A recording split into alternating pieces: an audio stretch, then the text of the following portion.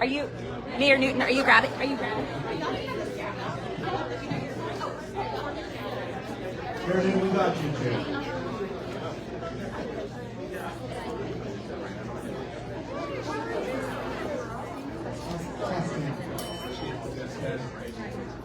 Test.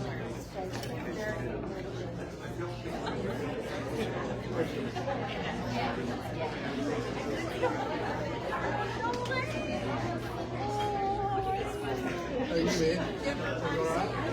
Start up softball here.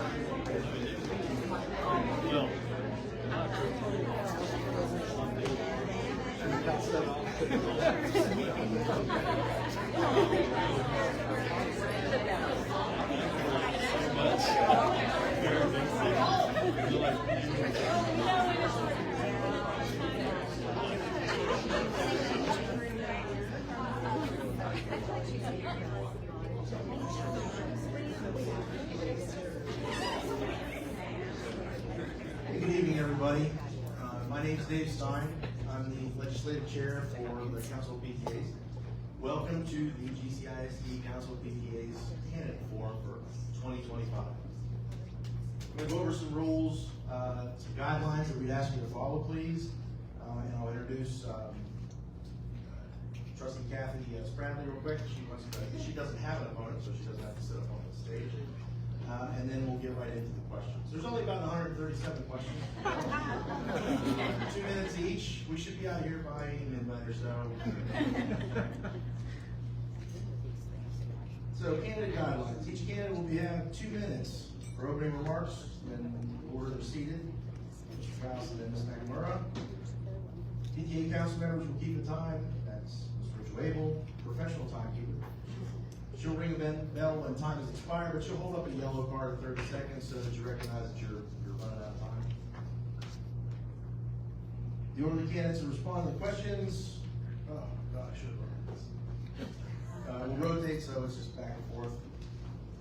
Each question posed to the candidate will be read by the moderator, and each candidate will have up to 2 minutes to respond to each question.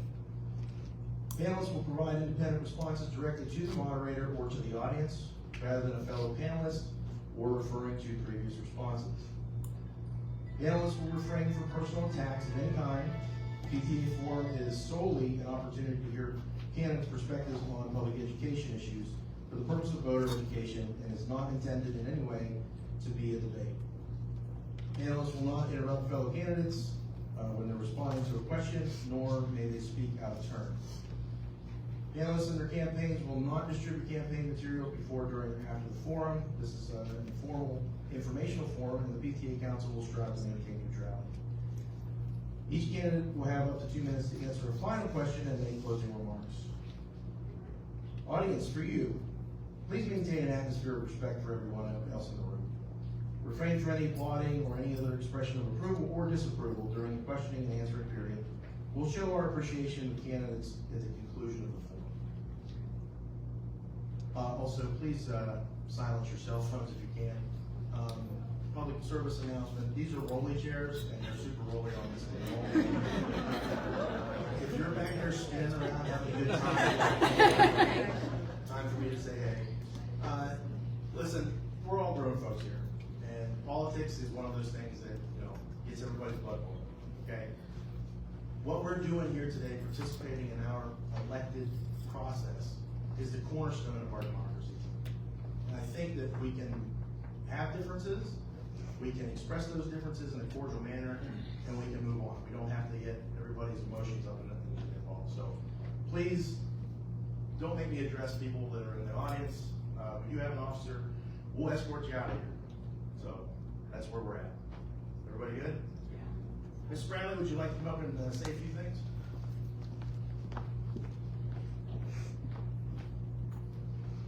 Dave, can you hear me? Yes. First, I want to thank the PTA for hosting this event. Special shout out to Lindsay for running the live, because that's going to be a stressful job. I just want to tell you a little bit about me, for some of you that may not know about me. I'm a longtime resident of GCISD. My kids are 5th generation grapevine Mustangs.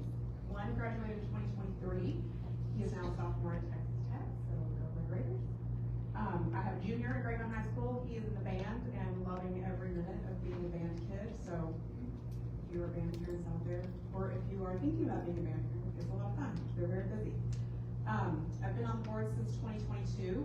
I'm very active in the community also, very active in our church. Like I said, my kids are 5th generation GCISD students, and we're 6th generation in our church, which is First Methodist Grapevine.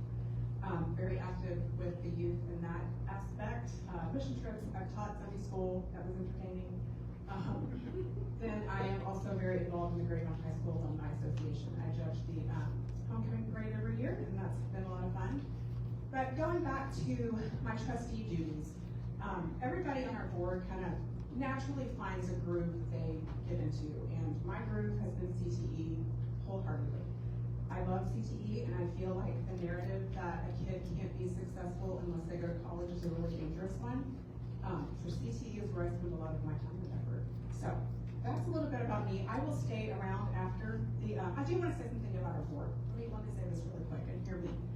Our board for the last year, if you guys have been watching board meetings, bless your hearts, because it's a lot, but they have calmed down, and I appreciate the board that I work with right now. Several of you are all here, and it's been a good year. So anyway, I will stick around after the forum. If anybody has questions, I'll be happy to chat. Thanks. Thanks, Kathy. Now on to the show. We have a rock star moderator, Barry O'Neill. Please don't anybody get her off topic.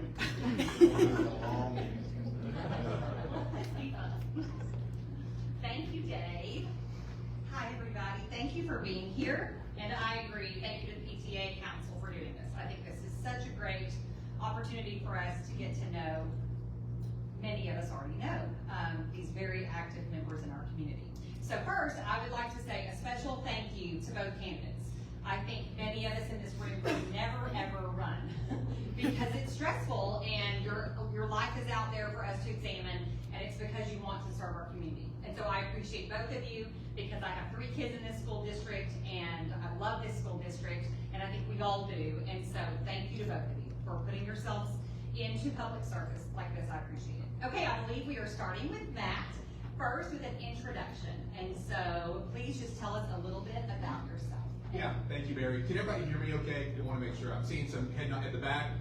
Okay, good. I see head nods. Thank you. My name is Matt Foust, and I think to tell you all about why I'm running for the Board of Trustees, I need to tell you about where I came from. I have 2 singular blessings in my life. The first one was my mother. She raised my brother and I completely on her own by serving as a public school teacher. She was actually a junior high English teacher for about 3 decades. Some of my earliest memories are watching my mother go over lesson plans, grade papers, and really commit herself as a professional to a cause greater than herself. I went to college where I met the second singular blessing in my life. That's my wife. I remember like it was yesterday walking into the college library and meeting this absolutely stunning sophomore from Colleyville, Texas. And I found out that she was an education major and that she wanted to be a teacher. And so shortly after graduating from college, we got married, and she put me through law school by serving as a first grade teacher in the Waco area. So whenever I think about that, 2 of the most formative experiences in my life are watching a seasoned professional commit herself to her trade. And then the other one is watching a new teacher, somebody who's never been in the classroom as an active teacher. And that professional growth that she went through as a first day teacher to whenever she walked out of that campus on her last day of her 3rd year. And so whenever we think about why any of us are in this room right now, it is nothing short of a blessing that we had teachers, coaches, educators who believed in us, oftentimes before we might have even believed in ourselves. So why am I running for school board? It's because our educators and our teachers are the heartbeat of this community. They're the heartbeat of this school district, and I will always be in their corner in making sure that they know they have an advocate on the board because they are the ones who are going to improve student outcomes and make us continue to be proud of our phenomenal district. Thank you. Tammy. Okay, can you guys hear me? Oh, I think you can, because I can. Okay, first of all, hello everyone, and thank you for being here. My name is Tammy Nakamura, and I'm your incumbent trustee for place 3. As of this forum, I am honored to stand here and say that I have been invested in our amazing community for over 9,500 days. And actually, I've been involved in community work for about 45 years now. I know I don't look that old, but They say I'm old, so maybe I am. But I have given a lot of years for our community. I've been serving in local government for about 9 years. I sat on the Colleyville City Council for 6 years, and the last 3 years as your school board trustee in place 3.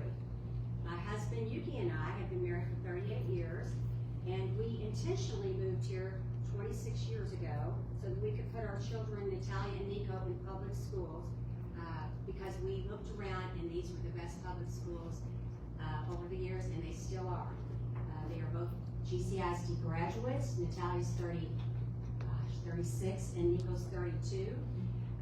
So being business owners and heavily committed to the success of our community over the decades, I bring my skills and experiences with budgets and finances to my position as GCISD Place 3. We own business now. I owned very successful car washes over the years, and we've owned numerous businesses, so I bring that to the board. So with that, I want you all to know that I value merit, encouraging ambition, and providing opportunity to every GCISD student. That's what my goals are. Keeping GCISD a district of distinction is a choice of courage and steadfast decision making. They are not easy decisions that we have to sit up there and make. Sticking to our core principles of focusing on students and education. That's what we as a board focus on. We can and will continue to overcome any obstacles that come our way. I have dedicated my time to this incredible community over the last 3 decades, and I plan to continue serving locally. Oh, I forgot to look, sorry. Thank you very much. Okay, the first topic is going to be the role of a school board trustee. Ms. Nakamura, we're going to start with you. What do you believe defines the role of a school board trustee? And if you would like to expound on that, why would you make a great trustee, or a good trustee, or a fabulous trustee? Oh, okay. Well, I already am a trustee, and I think that I've done a good job over the years. We shall see. I think the role of a school board trustee is to be the voice of the community that elected them. So I look around and a voice of, even if someone did not vote for me, I still want to be the voice for that person as well, and the platform that I ran on. Working together with fellow trustees to ensure the school district is on track to succeed academically and financially. Those are very, very important to me because our students are what it's all about. We are there for the students, and in order to keep a school district successful, we have to make some hard financial decisions. The power of the board is corporate, not individual. We have to be willing to make tough decisions at times to ensure that our students, teachers, staff, district, and our community have the best opportunities for success, both short-term and longer-term. Thank you, Mr. Foust. Yeah, could you repeat the question, please? Yes, Mary? absolutely. What do you believe defines the role of a school board trustee, and why would you be a good, great, fabulous trustee? Okay, thank you. What I think about when I hear that question is I think that oftentimes people try to make a comparison between public education into the private sector. I think that there are things that public education can learn from the private sector. However, I think it's completely different in terms of the time frame that we are concerned with. In my corporate life and in my business life, I've sat in on a number of earnings calls where the company is talking about different quarterly calls, right? How did we do in the first quarter? How did we do in the second quarter? How did we do in the third quarter? What I would submit to you is that whether or not we have done our job as a community and whether or not we've lived up to that moral obligation that we owe to every single one of our students, we will not know that during the next quarter. We will know that during the next quarter century. That is the time frame that we're looking at. But the question is, what is the role of a school board? I think there is something we can learn from the private sector. The companies that I've worked for and the board of directors that I've admired, they've realized that their job is to keep a strategic vision for the future of the district and put us in the best position not to succeed for the next quarter, but for the next quarter century. What I'm thinking about is I have the privilege of serving under a CEO for one of the companies that I used to work for who said, in leadership, you need to keep one eye on the microscope and one eye on the telescope. And I think that's what the Board of Trustees ought to do, to make sure that we are equipping our teachers and frontline employees with what they need, the tools that they need to educate our students, but then also keep our other eye on the telescope and say, what is it that we can do to put our district in the best possible position to serve our students, to serve our teachers, and to make sure that whenever one of our students walks across the stage, We have equipped them with the skills, the knowledge, the experience, the education, and the training that they need to go and chase their dreams. That's the role of the board, of a trustee. How much time do I have left? 18. I think that implicit in what I was saying is, by way of background, I'm an attorney, and I think that that has instilled in me a unique skill set to be able to look at very complex issues with an infinite number of dynamic moving pieces, and to look at that in a clear-eyed and level-headed way and say, what are the solutions that we need to bring to the table? How do we ignore the distractions so we can focus on solutions? Thank you. Okay, and you'll take the next one, and so it's going to be the role of the school board. And so we're going to just further that discussion. Would you please describe, in your opinion, the roles and responsibilities of the board as a whole? Yeah, I think so. A lot of the previous answer I provided really was talking about the role of the board as a whole, because I've heard it said from the dais, and by way of background, I've been to just about every school board meeting over the past 4 years or so. Not every single one of them, but just about most of them. And whenever I see the board really firing on all cylinders, it's whenever they are operating as a body corporate, which has been said from the dais a number of times. Because if I win this election, I know that I'll be one of 7 trustees who are trusted with making sure that we put our district in the best position to succeed. It's not me going up there with an agenda. It's not having particular issues or constituencies that I'm going to push for more than any others. So I think the role of the board as a whole is to realize that there are 7 unique voices, 7 unique perspectives, and that they are a reflection of the community. And that, like one of the candidates said earlier, that they kind of fit their different lanes, different roles, things that they feel more comfortable with. And so I see that my individual contributions really would be able to, especially in an age where we're looking at the potential of substantial changes, potentially to the Department of Education, being able to make sure that we navigate these legal issues in a way where we ensure that all of our students continue to receive those protections, such as 504 plans, that we fight for Title I funding, because we, and by we, I mean everybody in this room, regardless of our perspectives, regardless of who we plan on voting for, we are going to be entrusted to make sure that our most vulnerable students are the ones who are protected, and the ones that we make sure that they are not in a position where we do them any disservices, and we provide every student nothing less than a world-class education. Thank you, Ms. Nakamura. Okay, what I believe the role of the school board is to work as one body for the best interests of our students, our teachers, our staff, and our community.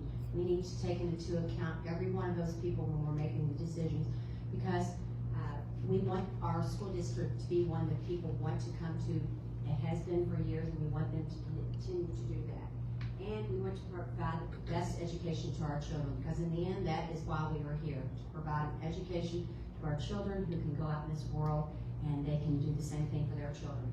But the role of the school board is to do 3 main things, which is to set policy, to set the budget, and to manage the superintendent. Those are what our roles are. We'll get calls sometimes on different things that people want us to take care of. And what I always tell them is, if you go back to your principal, 99.99% of those issues will be taken care of, because we have such amazing principal, assistant principals. So, and then I never hear from them again unless I see them socially, which is a good thing. But most of those problems are taken care of, because people think that we have all this power that we don't have, because we work as a corporate body, as Matt said, and that's what we do. So that's the role of the school board, is to set policy, set the budget, and to manage the superintendent. Those are our roles. Thank you very much. Okay, the next one is, the topic's going to be public school funding. So we'll start this one with Ms. Nakamura. Based on current events at the national level and the dissolution of the U.S. Department of Education, do you believe there will be much of an impact on GCISD funding? Say that. You're gonna repeat that one. Okay. Based on current events at the national level and the recent dissolution of the U.S. Department of Education, do you believe there will be much of an impact on GCISD funding? No, I don't believe that there's going to be much of a impact on GCISD at all. I think it's just taking away one layer of the bureaucracy. I think the way that we're doing it now, like when I first ran, I ran on, because we had a lot of fiscal disarray going on in our district. And I wanted to ensure that the district, is fiscally stable. So I worked very hard, along with the board, we worked very hard to balance the budget. And I know that in 2022 and 2023, my first year elected, we were presented with a budget that had a $13.5 million deficit. And we sent that back and said, no, we're not gonna accept this, we want a balanced budget. So they came back and ended up with a balance, we ended up with a budget of 2.9 million over, and that was because we ended up giving the teachers a pay raise that year. But we cut the budget by about 41% from the year before. And then in 2023, we passed a balanced budget, but due to unfunded mandates, the state gave us the SROs, which we all want our kids to be safe, but they didn't give us any money to do it. But along with the city of Colleyville and the city of Grapevine, and we of course had to put money into it. And we also that year gave our teachers the biggest raise they've ever had in history, which was a 4%. So we ended up with a $2.1 million deficit. This year, we are on track to have a balanced budget with an excess of about $490 million. So I believe it's in our hands going back to the fiscal responsibility of this, and we're just taking out a layer. Thank you very much. Just really quickly, will both of you make sure you speak into your microphones? We want to make sure yours is working also. And if someone in the back doesn't mind maybe adjusting these blinds, they're giving a really bad glare into people's eyesight. Thank you so much. I'm sorry. Do I need to say that? Please, thank you. Absolutely. Okay, based on current events at the national level and the dissolution of the U.S. Department of Education, do you believe there will be much of an impact on GCISD funding? I think we certainly need to be prepared for that possibility. In the press conference announcing the changes to the Department of Education, President Trump at one point said that he wants to return education to the states, which in and of itself, I do not have an issue with that conceptually. However, does anybody in this room have confidence in Austin's ability to fully fund education and protect our most vulnerable students? Other than hearing a few laughs, I would say no. It has been since 2019, since the legislature of Texas has given any increase to the basic allotment for our students. So to answer the question more directly, we need a board, and I think I can do this, who is prepared for that possibility of the funding mechanism for that traditionally came from the federal government, specifically Title I funding, which 3 of our campuses are Title I campuses. We need to fight for that funding because depending on how the state handles this, if it turns into a grant situation where those funds need to be applied for, then what I will do, and I commit to this, I will make sure that at every single opportunity, maybe even whenever I'm not invited, I will communicate with our state legislators, our state representative, our state senator, to tell them that, look, if we are returning education to the states, then the state needs to start returning that investment to our students and to our school district. Thank you. Okay, we're going to start with you on this one, Mr. Foust. What authority does a school board trustee have over how much state or federal funding that GCISD will receive? Yeah, directly, in terms of voting, very little, if any. The way I think about this is, I'll just bring up vouchers, because that's something that I feel very passionate about, right? If I'm on the board, I will not be in a position where I get to vote against or for vouchers. That's not the way it works. That is the role of the state legislature, right? I mean, that's their job. That's what we elected, theoretically, we elected to go and do that in Austin. What I would say that the role of somebody who's on the board of trustees is this: to exert as much influence as possible, as they possibly can, on our state legislators to let them know that funding is something that we need returned to our school district, because since 2019, and I'd say even before that, the state legislature has not met its burden, its moral obligation that it has to shoulder the full cost of educating our students in the state of Texas. So it's using that same language I just did. It's not by saying yes or no on a specific issue that's in front of the board. It is going to Austin, which I've done several times. I've made that road trip with school board trustees, which kind of goes to show that if you ever want to get to know somebody, take a road trip to Austin. And so I've done that with multiple trustees on multiple times to go and knock on legislators' doors. Not just our state representative, not just our state senator, who I have spoken with, and I've sought out on my own time to let them know how strongly I feel about this, but also to every other legislator out there. And I don't know if we're going to get a question later on about school funding or what some people choose to mislabel school choice or not later, but I will say this: I'm not giving up the ghost on that. So even before I'm on the Board of Trustees, I'm doing exactly what we need a Board of Trustee member to do. To go and advocate for our students, to advocate for our district, and to say, look, Austin, do your job, because we're certainly doing ours at GCISD. Thank you. Give me the question again, Barry. What authority does a school board trustee have over how much state or federal funding that GCISD receives? Yes, we, as Matt said, we don't have a lot of authority, but we certainly, and that's something that I do a lot also, is I know all of our representatives. We were in Austin recently. I've been down there many times. I reach out to them at all times to let them know, because as was said, we have had inflation of over 20%, but yet we haven't had a raise since 2019 or before that. And we just can't continue going. Now, we have worked very hard in our district to find alternate sources of income. That's something that we look at as a board. We all work together. We've had, one source that we have signed a 5-year contract of over $1 million that will be brought into our district. So we understand that we can't sit back and we cannot wait for our state to take care of us. So we're working very hard together in order to find alternate resources for that. But yes, we can stay on. And again, I know a lot of those guys personally, whenever they see me coming, they go, we know what you want, Tammy, we know what you want. I said, well, good, I'm gonna tell you again, okay? This is what we want. We need more funding. We need certain groups taken care of, and they know that it's going to happen. And I feel very, very good that it's going to happen this time. Because as far as public schools go, I moved up here in 1999 to put my kids in public schools. I love public schools. And I moved from a failed district. And I say this to people all the time, because when you lose your schools, you lose your cities. When you lose your cities, you lose the biggest investment most people have, which is their home. And that happened to me. When we went the old city, we couldn't give our house away. So I am fighting tooth and nail to make sure that happens. Thank you. Okay, very serious question. If we were on a road trip to Austin, are we stopping in West for kolache? Or are we stopping in Round Rock for donuts? Is that a question? Absolutely, I just wrote it in. Short story, the very official question. If we were on a road trip to Austin, would we be stopping in West for kolaches or Round Rock at Round Rock Donuts? Yes. Oh. We would stop for kolaches, but the question is it which side of the street is it on? Right. Is the question. I saw this as a big debate. Where would you stop?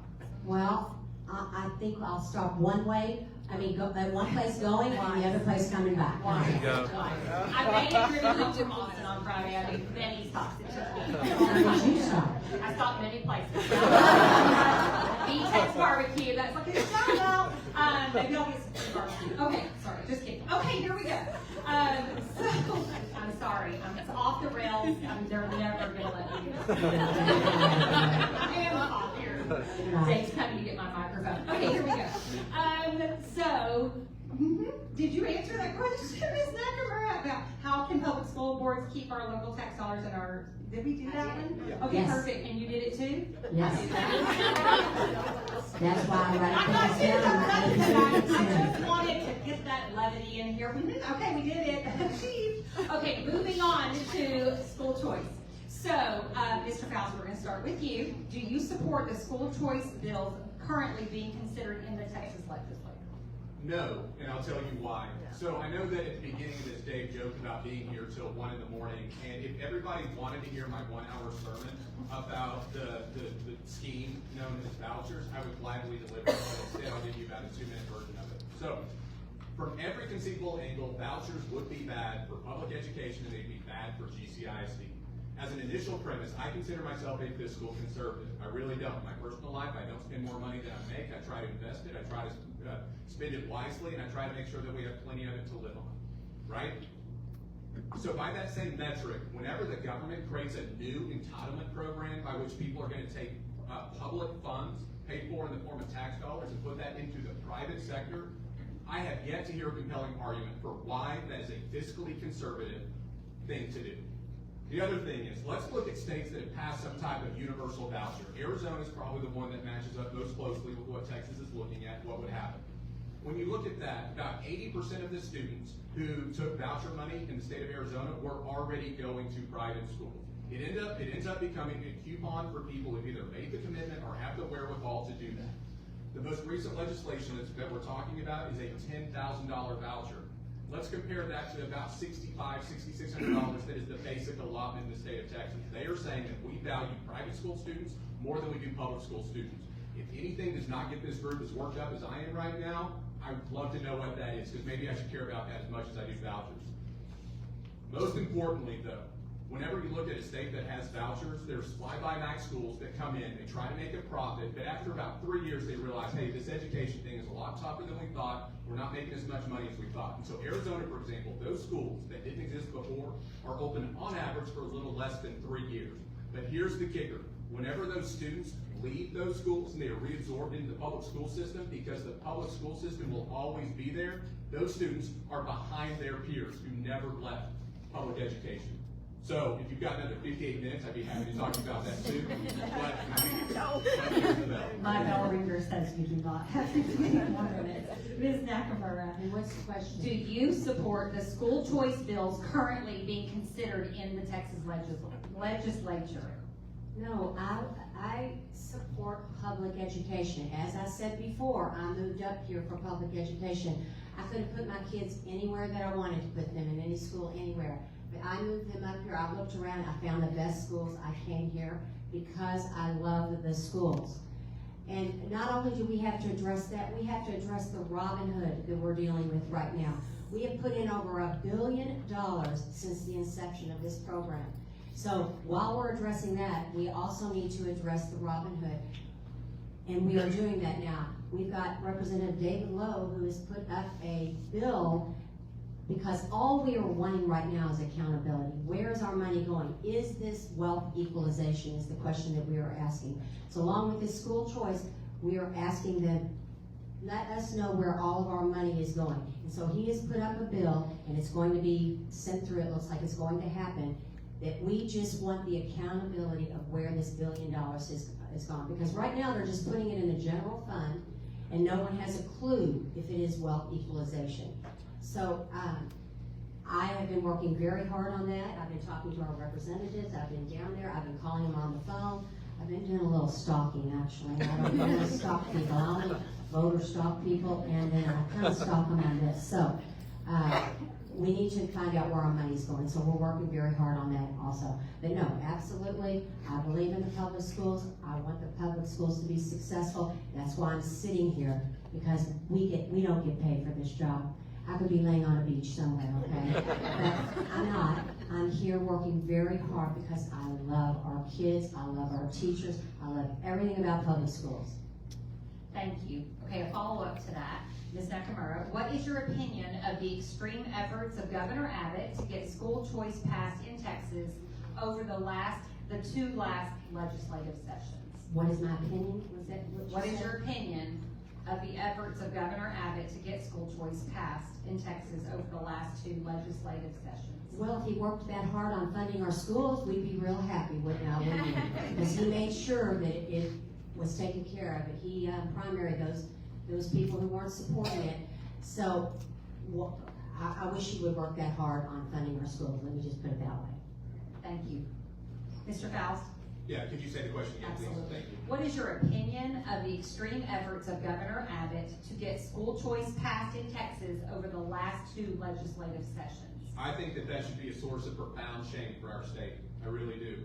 I talked about at the beginning my background of being raised by a teacher and married to one. What I didn't get a chance to talk to you all about is my background growing up in a small town. If you drive about an hour east of Amarillo, you're going to get to a town called Pampa, Texas. That's my hometown. I was raised there. And one of the inspiring things is knowing that the lifeblood of that community was the school district. Oftentimes they were the first or second largest employer in the district.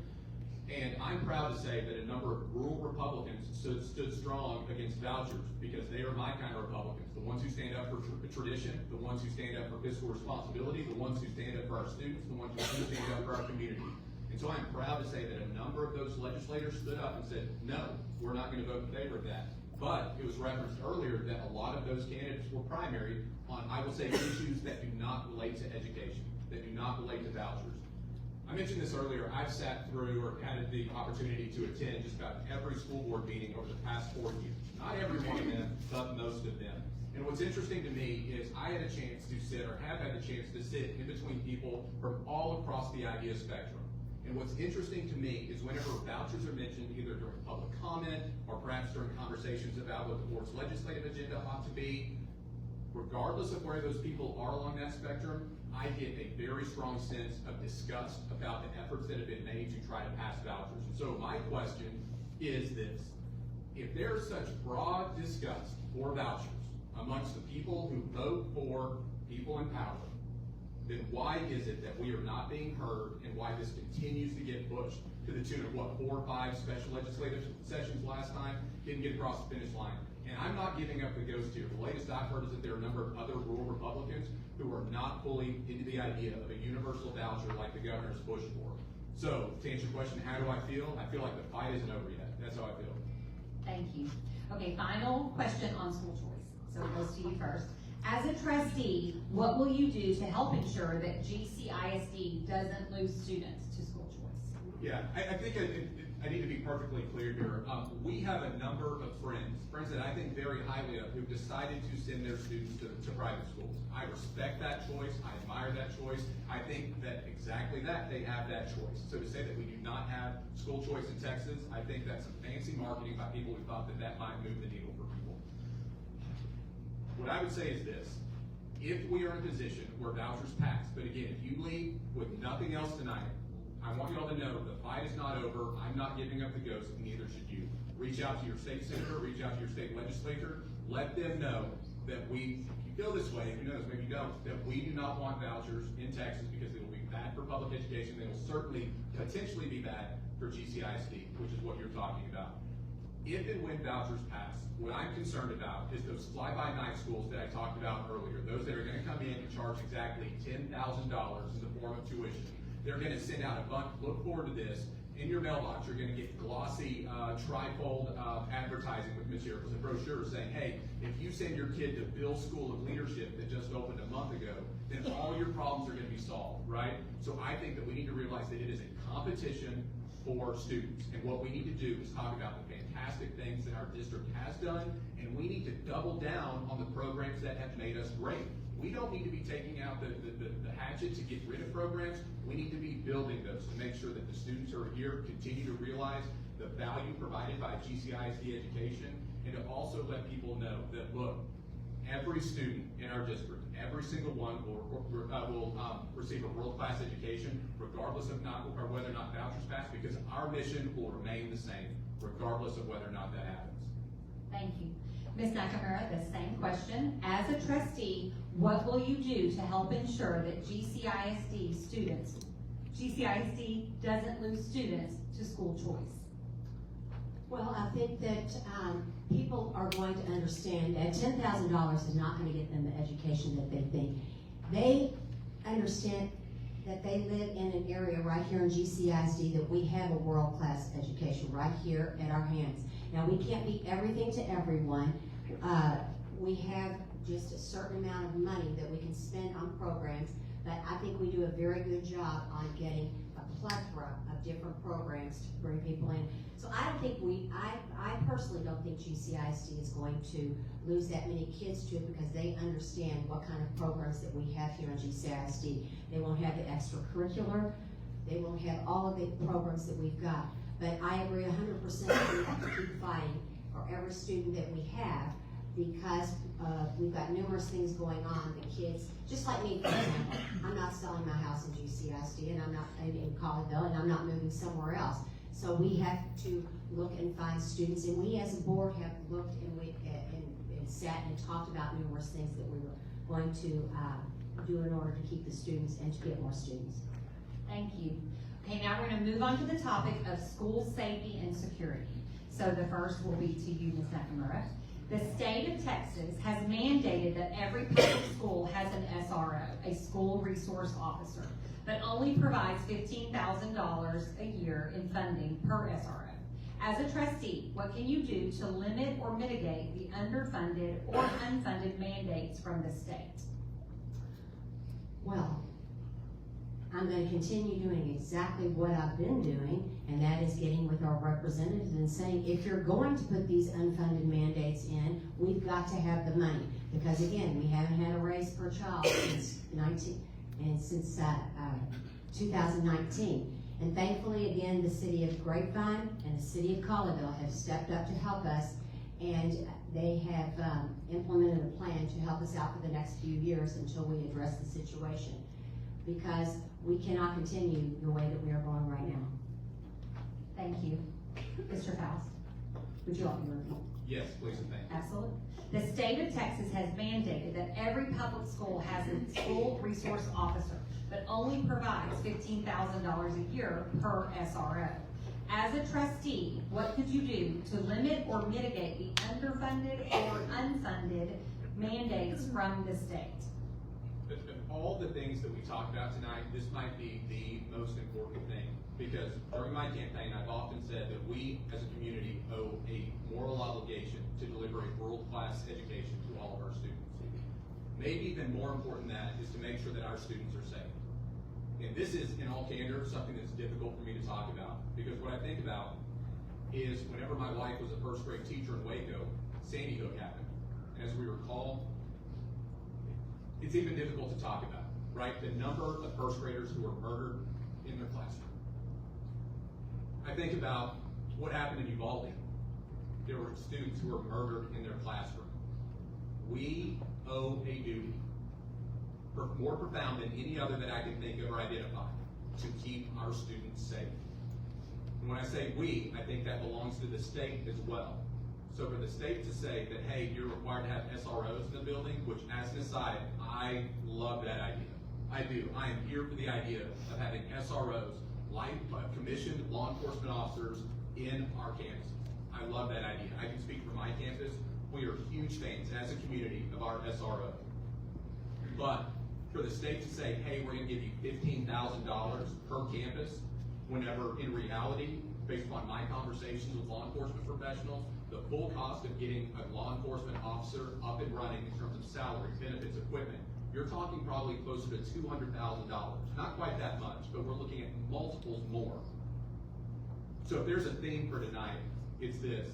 We as a community owe that to our students. We owe that to our families, to let them know that they're never gonna hear about our district on the headlines or on the news, because we're gonna keep them safe. And I wish that the state, and I'll work for the state to be partners in that, instead of just giving us unfunded mandates. Thank you. So the second question on school safety and security. Are there any areas of GCISD safety and security operations that you believe you would like to revisit or might need improvements? Yeah, what I would say is on whenever we look at the plan, and I have complete confidence in the people who are tasked with this within our district, right? This is not, the purpose of my campaign has never been to identify individual administrators or employees and say, hey, there needs to be change. So on my first day as a board trustee, every single employee within the district will have my full confidence that they'll also have my unwavering expectation that they continue to deliver for our students, continue to deliver for our district, and for our teachers. So what I would say is, especially on something like a safety plan, it takes constant reevaluation. It takes constant reassessment to realize, hey, this threat or threats that we thought might have existed or looked a certain way, do they still look that way? How has that changed? And how is it that we need to adapt to the realities on the ground and make sure that we are doing everything within our power to analyze the situation, to assess the situation, and then put into action actual steps, concrete personnel decisions that will continue to keep our students safe. So to answer the question more directly, I'm not aware of any that need to be changed, but I am overwhelmingly aware of the need to continue to adapt and analyze the situation. Thank you. Ms. Nakamura, are there any areas of GCISD safety and security operations that you believe need improvement or revisions? Well, I think as stated, our children are our most valuable treasures. We want to ensure the safety. We have one of the best safety Directors in the country, and it's a pleasure to work with him, and we work very closely with him. Physical safety, though, is just one component of school safety and security. We also want to ensure safety within our classrooms for our students and educators and staff as well. We want them to have a learning environment without bullying and disruptions in their education. And we know that educators are limited on what they can do to manage disruptive behavior in the classroom per state laws right now. So currently we are supporting a bill in the Texas legislature for a much needed reform at state level regarding class and campus management. We've got to get control of our classrooms also, because we've got bullying, we've got numerous things that are just not safe to kids. So I believe that teachers shouldn't have to worry about, it's hard enough for them to teach in today's world. And so having a disruptive child that has behavior-related issues is very difficult. So we've got to help them when it comes to this, because that makes for an unsafe classroom also. Thank you. Okay, now we're going to move on to the topic of teacher recruitment and retention. So Ms. Nakamura, this first one is for you. Do you believe GCISD has a problem retaining teachers? And then we'd like you to expound a little bit. If so, why? And if not, why not? Okay, no, I do not think we have a problem retaining teachers. Now, what has happened, yes, we have staff leave our district. I mean, people leave jobs all the time. We don't live in a world where there's loyalty the way that it used to be. But the teachers love teaching. I was with one last night who teaches 6th grade math, and she loves it more than anything, okay? So, what is important to know, because it's out there that we are losing teachers and that we were 52nd out of 52 schools, or 51st, whatever the number of it is. But what happened was back the year before I got on the board, we had 2 studies done. One was by Mo Casey and one was by TASB. And it proved that we were 180 employees overstaffed. Now, if you add that up, that comes to about $10 million. And so what we did was we've let them leave by attrition. And if you don't know what attrition is, I'm sure most of you have got a very smart population out here. We're letting them leave on their own, whether they move, whether they retire, whatever. But we have started with administration. We've made it a lot leaner, and we are making it work, but we can't keep going with $10 million overstaffed. And that was not by my standards, that was by TASB and Mo Casey. So while we have some leave, the majority of the staff, we talk to them all the time. They love it here, and they're not going anywhere. Thank you. Mr. Foust, do you believe GCISD has a problem retaining teachers? And then expound on that. If so, why do you believe that? And if not, why not? I do think we have a problem retaining teachers. The study that was referenced a moment ago is by the United Educators Association. It's a trade group based out of Arlington, Texas. They look at all types of issues as they relate to public education teachers in North Texas. They look at things like salaries, how we compare to other districts. They also look at teacher retention. And what they do is they analyze the numbers from 52 different school districts, everything from Dallas ISD out to Glen Rose ISD and just about everything in between. And based upon their study from this trade group, GCISD ranks 40 out of 52 in teacher retention. There's no reason whatsoever why our district should be doing so poorly. But it gets a little bit worse. Whenever you look at the year-over-year change, whether we are looking at more teachers or less teachers leaving compared to different districts, we are 51st out of 52 districts. We are next to last. Now, when has anybody in this room ever been satisfied with anything that is next to last? I certainly am not. What I would tell you is this. There's also a personal side to this. I mentioned this earlier. My wife is actually a graduate of Colleyville Heritage High School, proud graduate. Whenever we were deciding where to buy our first home, and the only homes I've ever owned are in GCISD, we targeted specifically this school district because she received a fantastic education here. We thought that whenever we came back, it would be fantastic for her to get a job within GCISD, maybe to teach at the same school that she went to for elementary school. But in a very cordial yet firm way, whenever she went to her job fairs for GCISD, she was told, look, we have very few teachers leaving, right? And at any given time, we might have an opening for a handful of those positions. So, don't stop looking. What she did, she continued her teaching career. But now, whenever I speak with administrators, whenever I'm involved in different campus events, whenever somebody finds out that my wife is a certified teacher, they look at me and they say, we will get her a job. So what has changed in the past, I don't know, circa 2010 to today? I think it's because we need to do a better job of keeping teachers who are living up to our expectations and retaining those who will further the legacy and traditions of our district. Okay, so to you, first, on the same topic, as a trustee, what can you do to ensure GCISD retains our teachers? From the role, well, I'll answer it this way. I think that from several different levels or several different roles that I play, I think we can do these following things. One of the things, I haven't had a chance to talk about my involvement in the district, but one of the things I'm probably most proud of is this. Coming out of COVID, the Dad's Club that we have at our campus did not have very much involvement. I don't fault any one specific person for that. I just think that was a consequence of coming back from COVID. And so not only I, but with the help of a lot of other men, built back the Dad's Club, right? At first we had a few people show up, 3 or 4 people show up, then we have 5 or 6, then we have 15, then we have 20, then we have 30 people show up in building and float. And so we also do things within our Dad's Club, and this is not unique to my campus. This is true for every one of our campuses. What we do is we show up, we do things like renovate the teacher's lounge, right? We distribute gift cards for all of our teachers. At the end of the school year, we help move all of their things out of the classroom. If they're moving to a different grade, we move those. Because our teachers are phenomenal. They're also professionals, right? We need to pay them the respect, and I would say the salary, because nobody in GCISD received a pay increase this past year. We need to pay them the salary, and we need to pay them the respect they deserve. Any business, right? Any school district, by this. Do the teachers, do the employees feel like they are respected? Do they feel like they are appreciated? And if the answer to that is yes, then I would say that they are going to stay. So as a parent, with having 2 young students in the district, I have a 1st and a 3rd grader, I think that's how we can do it. That's not unique to me, that's everybody within this classroom, within this hall. But I would say as a trustee, I can do this. I will tell you, if you're an employee of GCISD and you are living up to our standards and you are making our district better, I will always have your back. Thank you.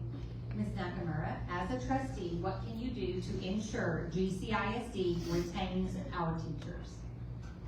Yes, regarding retention, we have given them a pay raise or a bonus every single year. We gave them the largest pay raise they had ever had, 4%. The year before that, it was 2.5%, and we gave them a bonus this year. So we look out for our teachers. We love them. We added increased planning time to their schedule. They love that. We sit and we talk to teachers. We find out what they want. We invested in an iReady program, which is a digital resource that helps customize student learning, and that helps them to be able to work with the kids. So we like to make it easier in their classroom for them. But that is the number one thing that we do, is look out for our teachers and our staff. We love them. We are at every turn trying to figure out a way that we can pay them more. Thank you. This is more about recruiting teachers. As a trustee, what can you do to attract, recruit, and hire the best teachers available? Well, first of all, we have a great HR director and staff that goes out there. They're amazing to go around to all the college campuses. They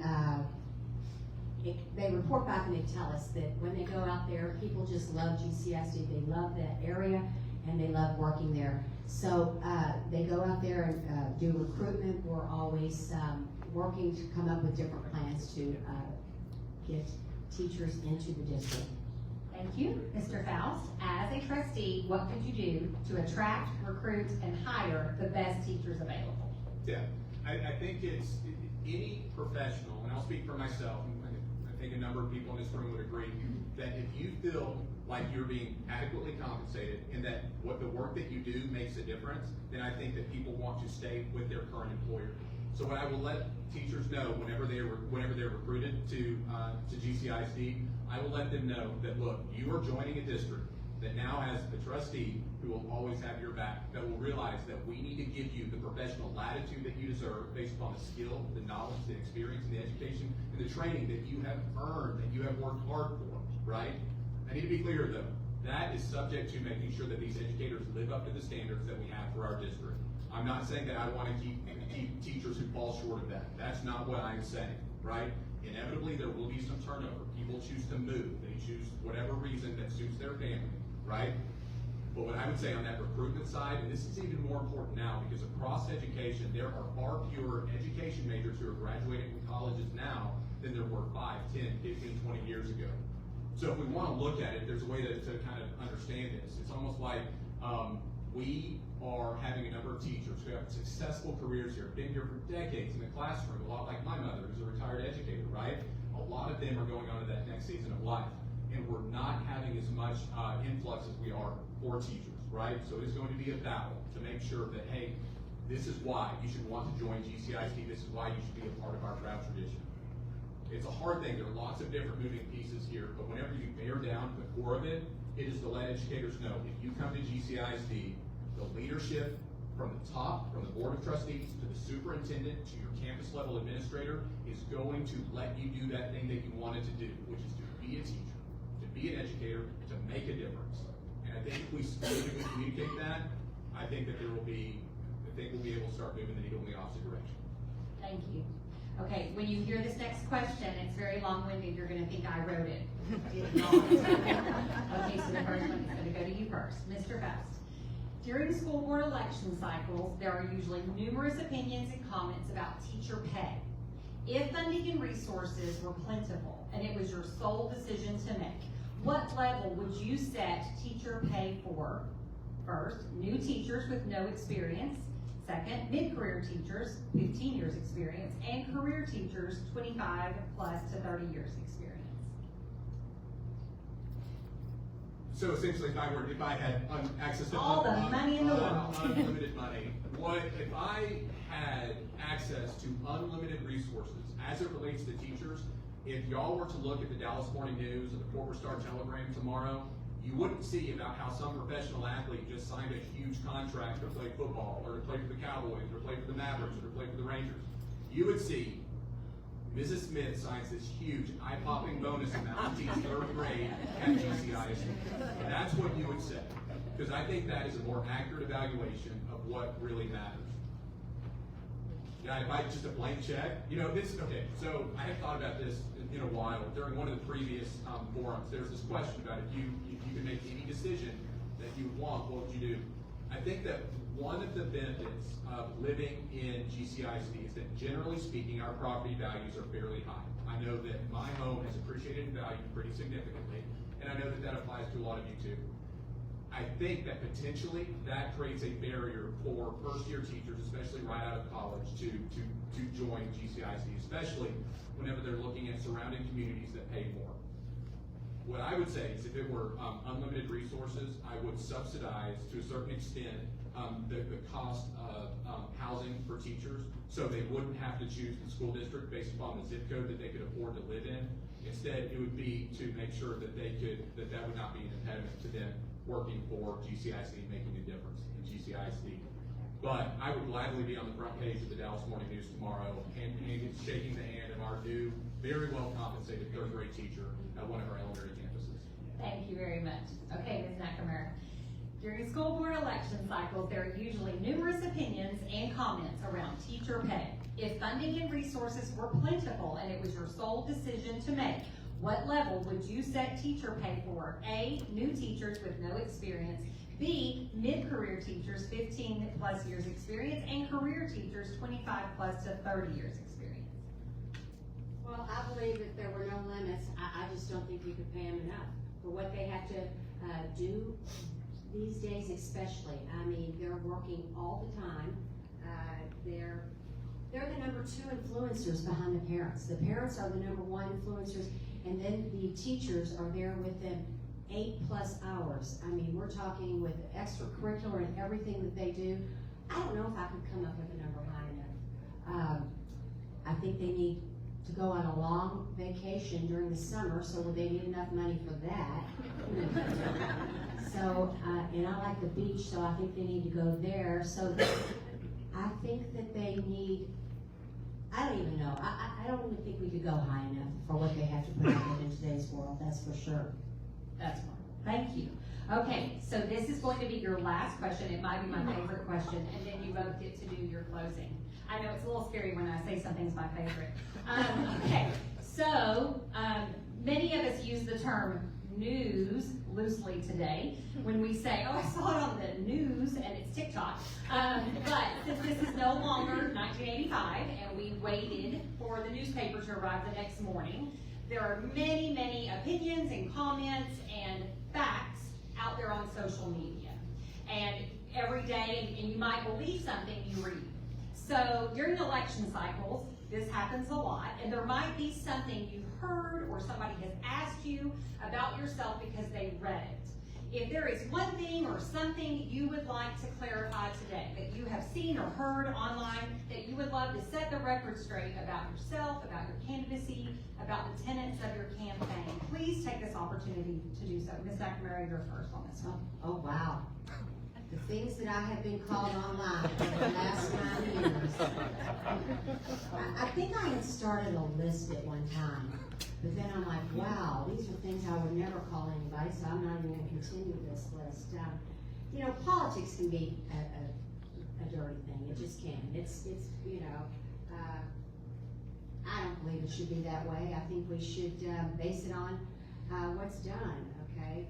But I do want people to understand, because I've heard all kinds of reasons of why I supposedly got on a school board, and I'm like, wow, that's an original one I hadn't thought about. But I want only the very best for our district, our teachers, our students, our families, which is why I'm working to see that we keep all of those the best that they can possibly be. So that's what I want people to understand is, you know, I do not have an ulterior motive to be on the school board. Trust me, the pay is not very high. And you know, my husband goes, why don't you go do something that you can make? And I go, well, because I can change a lot of people's lives. And I don't know how many of you know me very well, but you probably heard me say this. My goal is to meet as many people on the face of this earth as possible and to change as many lives as I possibly can. And that's why I'm doing this. It's not for the pay, it's not for the glory. It's not for the name calling, it's just to do it because our kids deserve it. Thank you. Mr. Foust, is there anything you have seen or heard online, on social media, that someone has asked you that you would love this opportunity to set the record straight about yourself or the tenets of your campaign or candidacy? Yeah, a couple thoughts. I think that's one thing that we have in common, right? A lot of other people who run for public office in this room have, is that there are, you know, some intentionally hurtful and factually incorrect things that are said. I think we have that in common. What it makes me think about is this. I have a team that is helping with my campaign that does an excellent job of of just about everything, really, but specifically paying attention to what is being said on social media. And the single best decision I made during this campaign was not to look at social media myself, right? I think that what we need to return to is conversations like this, right? Where we can hear from the candidates and we can make up our own minds instead of things that are factually incorrect or intentionally hurtful that are said. Having said that, though, you can't completely escape it. There are things that invariably get through that are said about us that are hurtful things. And the thing that it wasn't necessarily hurtful, but I remember a comment that insinuated that somehow I was not, that questioned my faith, either the strength of it or the existence of it. And what I can tell this room is that my faith is one of the cornerstones of my life. In fact, it's one of the reasons why I decided to run for school board. When I was growing up, the spiritual leader in our household was my grandmother, my maternal grandmother. And I remember her saying this, her saying that, look, as disciples, we are called to spread the word at every opportunity, right? And whenever you need to, use actual words. In other words, it doesn't matter how we live our lives, the deeds that we do for others, the respect that we show others, because ultimately when things are said online that are hurtful or factually incorrect, we are disrespecting children of God. And so I feel like that's why one of the hurtful things that I'm not going to change anybody's mind, but what I can do is continue to live my life consistent with my faith. Thank you very much. Thank you both. Okay, we're going to move into closing remarks. Mr. Foust, we'll start with you. So please tell us why you are the best choice in this election and any closing comments you may have.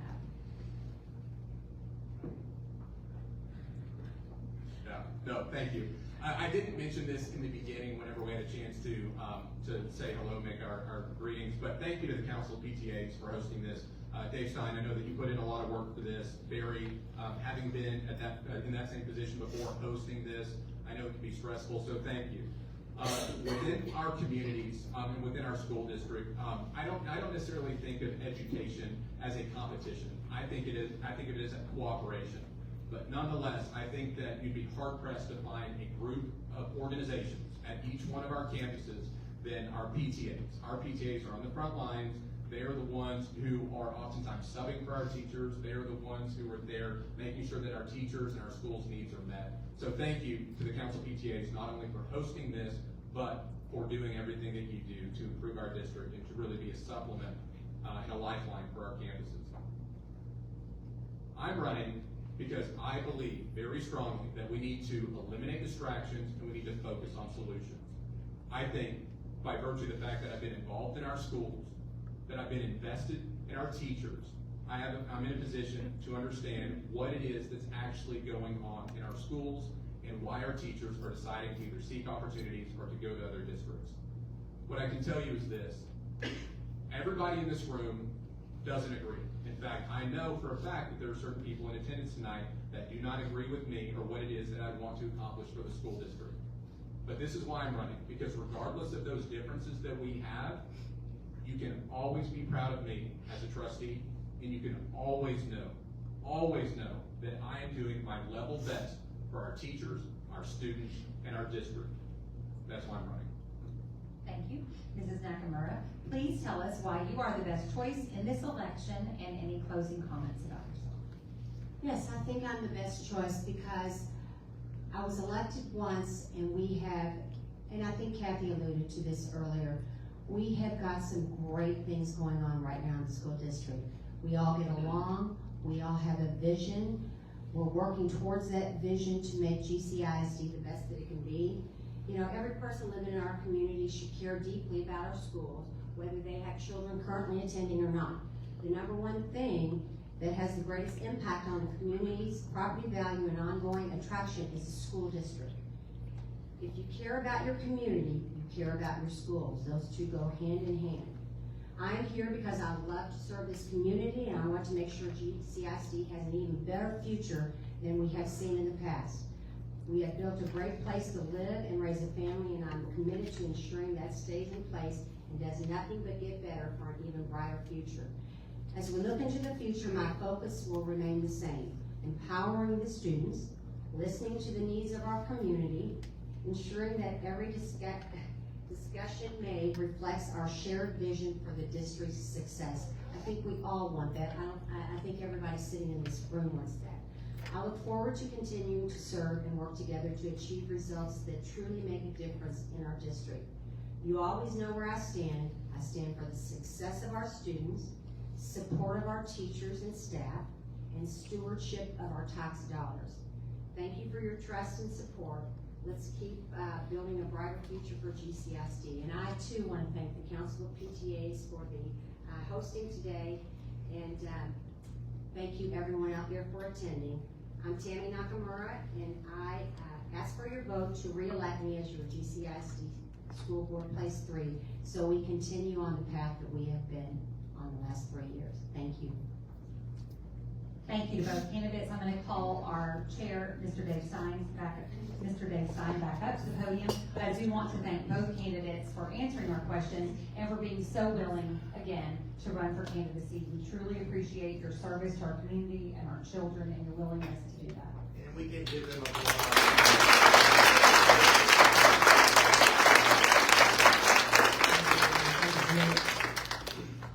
And you all should give yourselves an applause because you all were wonderfully quiet, peaceful. It was all a great experience.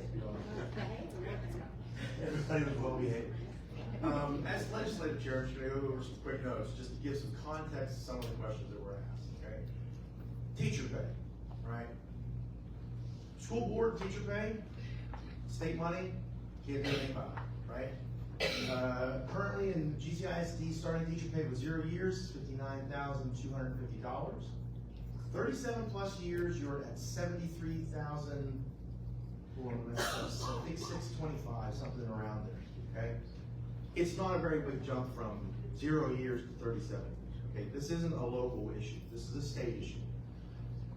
House Bill 3, which is, people call it vouchers, people call it school choice, okay? Based on the meeting we had with Representative Griglione, it's gonna pass. Nobody has, it is or it isn't, but, you know, based on those, it may or may not, but that's what he says, okay? It's not dead, but you know, when they tell you that, okay. You have six, four goes at it, it's a big deal, right? We're gonna get some more money. They said that $1.8 billion represents $100 increase in school allotment, right? To get to 2019 funding levels, they needed to add $1,400 approximately to get to 2019 spending levels. They're currently shooting at around $470 something per student in increase, which again, doesn't get us to 2019 levels, but it is more money. There are several other House bills that have additional funding for safety and security, special ed, but those are all other individual bills that are coming around the pipe. That's all I have for legislative stuff. Thank you very much for coming. We're adjourned, done, completed. So.